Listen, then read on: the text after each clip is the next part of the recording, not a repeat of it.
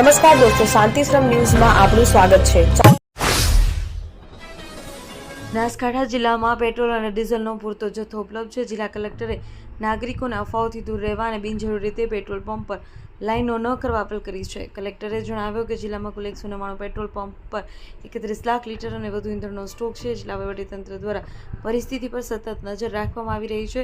જિલ્લા વહીવટીતંત્ર દ્વારા સમગ્ર પરિસ્થિતિનું સઘન મોનિટરિંગ કરવામાં આવ્યું છે। ઇંધણનો પુરવઠો જાળવી રાખવા માટે તમામ ઓઇલ માર્કેટિંગ કંપનીઓ સાથે બેઠક પણ યોજવામાં આવી રહી છે।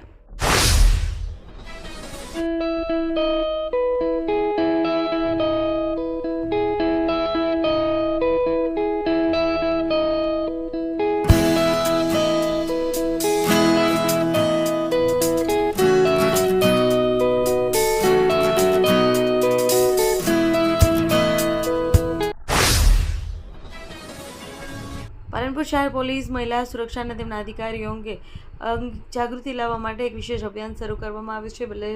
બનાસકાંઠા જિલ્લામાં પહેલ હાથ ધરવામાં આવી છે। પાલનપુર પશ્ચિમ પોલીસે શહેરમાં સૂર મંદિર થિયેટરમાં 3 જુદી જુદી વિડીયો ક્લિપ્સ દર્શાવી હતી। આ ક્લિપ્સ દ્વારા મહિલાઓ પર થતા અત્યાચાર વિરુદ્ધ લોકોમાં જાગૃતિ ફેલાવવાનો પ્રયાસ કરવામાં આવ્યો છે। આ વિડીયો ક્લિપ્સ ગુજરાતમાં બનેલા વાસ્તવિક કિસ્સાઓને AI વિડીયો દ્વારા રજૂ કરવામાં આવ્યો છે, જેમાં દર્શાવવામાં આવ્યું છે કે કેવી રીતે મહિલાઓ પર થયેલા અત્યાચારોમાં આરોપીઓને ગણતરીના દિવસોમાં ઝડપી પાડી સજા અપાવી હતી। વાવ-થરાદ જિલ્લા મહિલા કોંગ્રેસ સમિતિના પ્રમુખ ગીતાબેન નાઈએ વાવ-થરાદ જિલ્લા કલેક્ટરને રજૂઆત કરી છે। તેમણે થરાદ પોલીસે નિર્માણાધીન સિવિલ હોસ્પિટલના બાંધકામમાં વ્યાપક ભ્રષ્ટાચાર અને નબળી કામગીરીની તપાસની માંગ કરી છે। રજૂઆતમાં જણાવ્યું છે કે કરોડો રૂપિયાના ખર્ચે બની રહેલી આધુનિક સિવિલ હોસ્પિટલનું કામ હજુ પૂર્ણ નથી થઈ, તેમ છતાં દિવાલોમાં મોટી તિરાડો દેખાવા લાગી છે। દર્શાવે છે કે બાંધકામમાં અત્યંત હલકી ગુણવત્તાનું મટીરીયલ વાપરવામાં આવ્યું છે। બનાસકાંઠા જિલ્લા તેમજ વાવ-થરાદ જિલ્લામાં તાલુકા મથકો ઉપર ભવ્ય જનજાગૃતિ રેલીનું આયોજન કરવામાં આવ્યું। પાલનપુરમાં રેલી સિવિલ હોસ્પિટલ પાલનપુરથી પ્રસ્થાન થઈ કીર્તિ સ્તંભ થઈ પરત સિવિલ હોસ્પિટલ ખાતે પહોંચી, જ્યાં જનજાગૃતિ કાર્યક્રમ યોજાયો। આ રેલી દ્વારા ટીબીના રોગ વિશે લોકોને વિગતવાર માહિતી આપવામાં આવી હતી, તપાસ અને સંપૂર્ણ સારવાર લેવા અને માર્ગદર્શન પૂરું પાડવામાં આવ્યું હતું। કાર્યક્રમમાં વિદ્યાર્થીઓ, આરોગ્ય કર્મચારીઓ અને સ્થાનિક નાગરિકો મોટી સંખ્યામાં જોડાઈને ટીબી હટાવો, દેશ બચાવો અને તપાસ કરાવો, ટીબી હરાવો જેવા ગગનભેદી સૂત્રોચ્ચાર દ્વારા લોક જાગૃતિ ફેલાવી હતી। કોંગ્રેસ પાર્ટીએ થરાદ શહેરમાં સુમિત્રા દવેને થરાદ શહેર મહિલા કોંગ્રેસના પ્રમુખ તરીકે નિયુક્ત કર્યા છે। આ નિમણૂક પક્ષમાં સંગઠનને વધુ મજબૂત બનાવવાનો ઉદ્દેશ્યથી કરવામાં આવી હતી। પક્ષને આશા છે કે નવા પ્રમુખ થરાદ શહેર કક્ષાને મહિલા કોંગ્રેસના સંગઠનનો વ્યાપ વધારવામાં મહત્વપૂર્ણ યોગદાન આપશે, તેમજ તેમને ભારતીય રાષ્ટ્રીય કોંગ્રેસ પક્ષની વિચારધારાને જન સુધી પહોંચાડવા અને ગુજરાતમાં મહિલા સદસ્યતા અભિયાનને વેગ આપી મહિલા કોંગ્રેસ સંગઠનને સુદૃઢ બનાવવાની જવાબદારી પણ સોંપવામાં આવી। થરાદ ડીસા હાઈવે પર મોડી રાત્રે એક ગંભીર અકસ્માત સર્જાયો। કરુણાસર પાટિયા નજીક છકડો અને બોલેરો ગાડી વચ્ચે થયેલી ટક્કરમાં પ્રવીણ નામના વ્યક્તિનું મોત થયું હતું। આ ઘટનામાં અન્ય એક વ્યક્તિ ઘાયલ થયો છે। માહિતી અનુસાર અકસ્માત થરાદ તાલુકાના કરુણાસર પાટિયા પાસે થયો। બોલેરો ગાડી અને છકડા વચ્ચેની ટક્કર એટલી ભયાવહ હતી કે બંને વાહનોને ભારે નુકસાન થયું હતું। દિયોદર પંથકમાં શિક્ષણનું અનેરું ધામ એટલે Shri Tapasvi college of nursing તેમજ શ્રી તપસ્વી આર્ટ્સ કોલેજ, જ્યાં છે સંપૂર્ણ AC, CCTV, wifi, digitally updated campus, BSc nursing સહિતના અનેક કોર્સમાં આજે જ પ્રવેશ માટે સંપર્ક કરો Tapasvi college of nursing, Deodar. શક્તિપીઠ અંબાજી મંદિરમાં ચૈત્રી નવરાત્રી દરમિયાન 24 કલાક અખંડ ધૂન કરનાર ભક્તોને માતા જગતજનની અંબાને 56 ભોગનો અન્નકૂટ ધરવામાં આવ્યો। જય અંબેના જયઘોષથી સમગ્ર મંદિર પરિસરમાં ભક્તિમય માહોલ છવાઈ ગયો હતો।